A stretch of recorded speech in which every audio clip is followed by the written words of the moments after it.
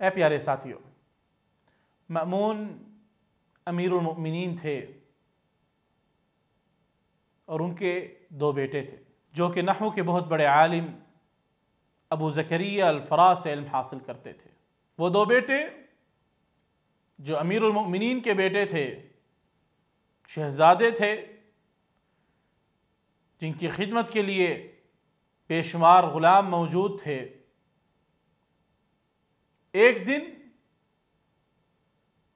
ان کے استاد تعلیم دے رہے تھے کہ ان کو کسی کام سے باہر جانا پڑا، تو ان دونوں نے اپنے استاد کے اٹھنے سے پہلے جلدی سے اٹھ کر استاد کے جوتوں کو سیدھا کرنے کی کوشش کی۔ جب وہ دونوں بھائی جوتوں کے پاس پہنچے تو ایک کہتا کہ میں جوتے سیدھے کروں گا، دوسرا کہتا میں جوتے سیدھے کروں گا۔ البتہ ایک جوتا ایک بھائی نے سیدھا کیا، دوسرا جوتا دوسرے بھائی نے سیدھا کیا۔ جب مأمون کو پتہ چلا، اس نے اسی وقت اس عالم کو اپنے دربار میں بلایا۔ جب وہ عالم آئے تو کافی عزت و تکریم سے مأمون نے ان کو بٹھایا اور پوچھا، اس وقت معزز ترین آدمی کون ہے؟ اس عالم دین نے کہا، اس وقت تو معزز ترین امیر المؤمنین آپ ہی ہیں۔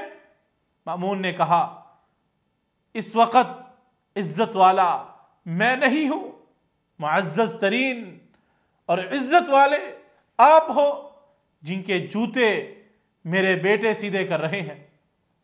یہ ہے اہل علم کی قدر، جو اکثر لوگ جہالت کی وجہ سے بھلا دیتے ہیں، یا ان کو دیتے ہیں جو اہل علم نہیں، جو صوفی ہیں، جو اپنے پیٹ کے دھندے کے لیے اسلام کو بدنام کر رہے ہیں۔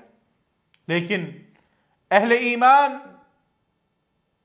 اہل علم کی قدر جانتے ہیں، اور الحمدللہ موحد لوگ ہر زمانے میں اہل علم کی عزت کرتے ہوئے نظر آتے ہیں۔